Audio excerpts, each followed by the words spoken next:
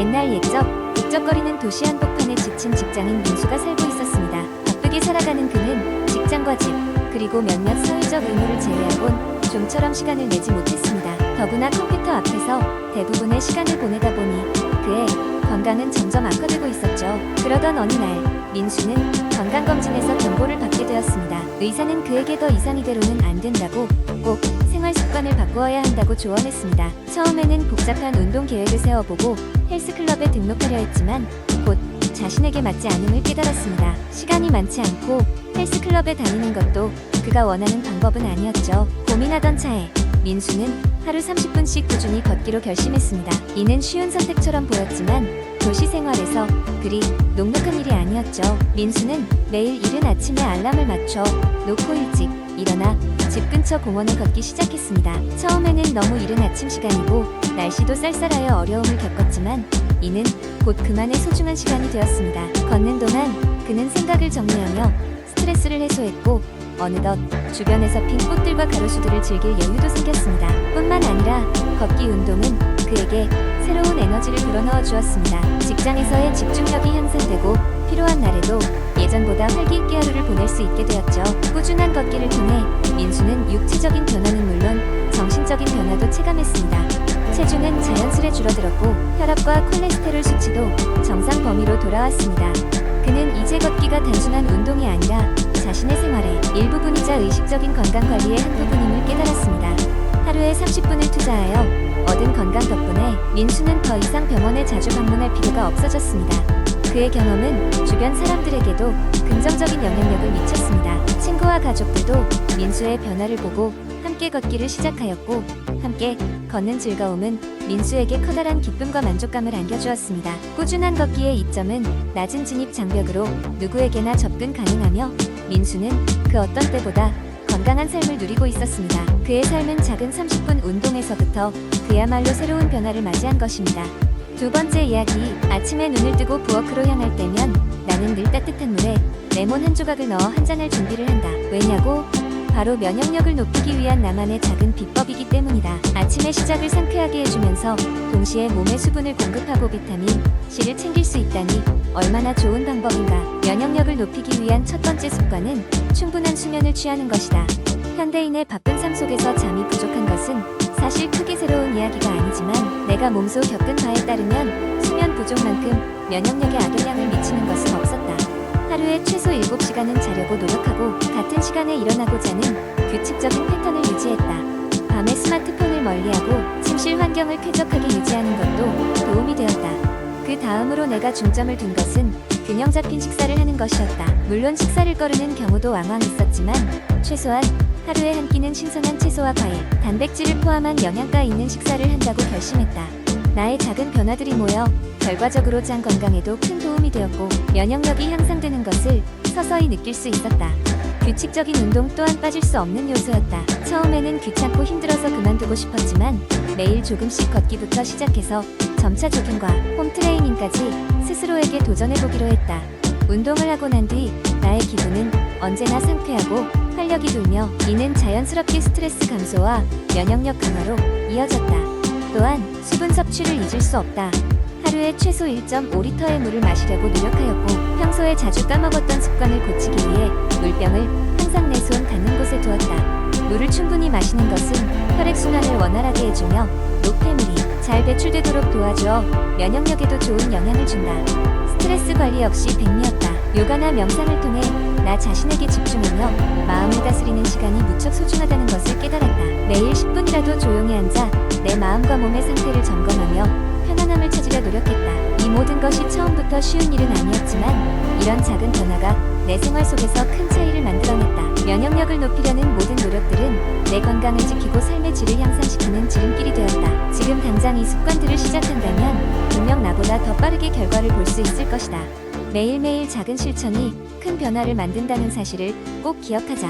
세 번째 이야기, 옛날 옛적 건강과 장수를 추구하는 많은 문화에서 여전히 전해져 내려오는 이야기처럼 세계 곳곳에는 강력한 자연의 선물이 숨겨져 있었습니다. 이들은 바로 슈퍼푸드라 불리는 식재료들로 인류의 건강을 지원하며 면역 체계를 강화시키는 데 도움을 주었습니다. 첫 번째 슈퍼푸드는 퀴노아입니다.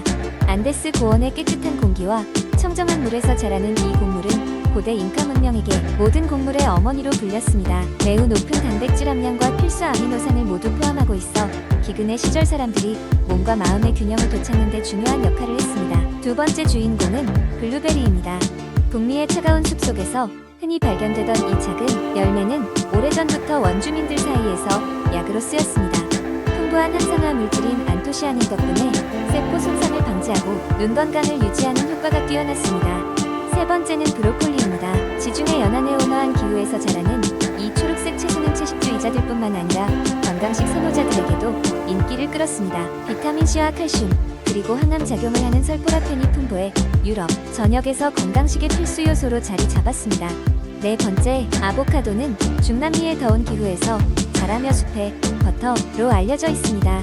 매우 높은 불포화 지방산 함량 덕분에 심장 건강에 이롭고 맛과 영양 두 마리 토끼를 모두 잡은 덕태기 샐러드와 스무디의 인기 재료로 거듭났습니다. 다섯 번째, 강황은 인도와 동남아시아의 다양하고 향기로운 요리의 필수 요소입니다. 자연 속에서 온화하고 오래된 방법으로 수확되는 이 향신료는 염증을 줄이고 소화를 돕는 효능으로 수천 년 전부터 사랑받아왔습니다. 카레의 주재료로 잘 알려져 있으며 많은 사람들이 이를 황금 향신료라 부릅니다. 여섯 번째, 귀리입니다. 작고 단단한 이 곡물은 북유럽과 북미의 차가운 기후에서도 잘 자랍니다.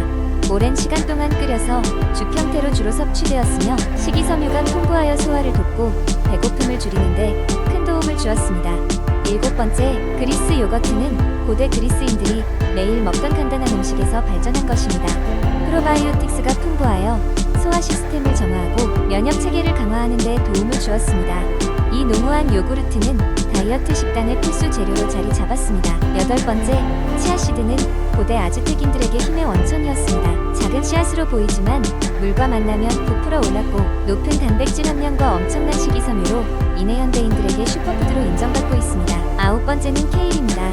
중세 유럽에서 각종 질병을 막기 위한 치유약으로 널리 퍼진 케일은 비타민과 미네랄이 매우 풍부했습니다. 오늘날에도 케일 스무디와 샐러드는 건강한 생활을 추구하는 많은 이들에게 인기 메뉴입니다. 마지막으로 열 번째, 마카입니다. 페루의 높은 산지에서 자라는 이 뿌리 식물은 다양한 비타민과 미네랄로 가득 차 있어 중남미의 전통적 약용 식물로 사용되었습니다. 에너지를 증진하고 호르몬 균형을 돕는 효과로 이내 현대에는 슈퍼푸드의 일환으로 각광받고 있습니다. 이러한 10가지 슈퍼푸드는 지구촌의 다양한 문화와 역사를 배경으로 하여 자연과 인간의 조화로운 관계 속에서 번영하며 지속되어 왔습니다. 이들의 이야기는 여전히 전 세계에서 사랑받으며 건강하고 균형 잡힌 삶을 추구하는 모든 이들에게 영감을 불어넣고 있습니다. 네 번째 이야기, 오랜 세월 동안 꾸준히 체중 감소를 시도했지만 번번이 실패하고 말았던 철수라는 인물이 있었다. 그는 항상 급하게 결과를 얻으려고 하다 보니 지속 가능한 습관을 만들지 못했던 것이다. 그러던 어느 날 철수는 자신의 건강을 위협하는 상황에 직면하게 되었다. 의사는 그에게 체중을 줄이지 않으면 정말로 위험할 수 있다고 경고하며 체중 감량에 대해 새로운 접근 방식을 시도하라고 조언했다. 우선 철수는 전문가의 도움을 받기로 했다. 영양사와 피트니스 트레이너의 도움을 받아 철수는 자신의 몸에 맞는 식단과 운동 계획을 세웠다. 그는 무조건적인 칼로리 제한을 피하고 대신 균형 잡힌 식단을 선택하기로 했다. 매일 5가지 이상의 채소와 과일을 섭취하고 가공식품을 멀리하며 충분한 단백질과 건강한 지방을 섭취하는 것이 그 첫 번째 목표였다. 운동은 처음에는 가벼운 방향으로 접근했다. 철수는 아침마다 가벼운 스트레칭과 이산 운동으로 시작하여 점차적으로 유산소 운동과 근력 운동을 추가했다. 이렇게 조금씩 운동 강도를 높여가며 그는 몸의 변화를 느낄 수 있었다. 특히 요가와 같은 마음을 안정시키는 운동을 통해 스트레스를 관리함으로써 체중 감량에 있어 가장 큰 장애물이었던 스트레스, 폭식을 줄일 수 있었다. 이 과정에서 철수가 가장 중요하게 여긴 것은 몸의 신호에 귀 기울이는 것이었다. 몸에 과도한 부담을 주기보다는 충분한 수면을 취하고 휴식을 중요시하며 건강한 체중 감량을 이루기 위해 인내심을 갖는 것을 잊지 않았다. 그는 하루하루 조금씩 더 나아지는 자신의 모습을 보며 성취감과 자신감을 되찾아갔다. 또한 철수는 체중 감량 중에 감정적 지지를 위한 친구 모임을 만들었다. 그곳에서 다양한 사람들과 서로의 경험을 공유하며 상호 간의 격려와 동기를 부여할 수 있었다. 이는 체중 감량을 넘어 철수의 정신적 건강에도 긍정적인 영향을 주었다. 시간이 흘러 결국 철수는 건강한 방법으로 목표 체중에 도달할 수 있었다. 그 과정은 결코 순탄하지만은 않았지만 그의 인내와 올바른 접근 방식 덕분에 그는 건강한 체중 감량을 이루며 삶의 질을 크게 향상시켰다. 철수의 이야기는 건강한 생활을 가꾸고자 하는 많은 사람들에게 큰 영감을 주며 체중 감량의 핵심은 결코 단기적인 다이어트가 아닌 지속 가능한 건강한 생활 습관이라는 것을 몸소 보여주었다.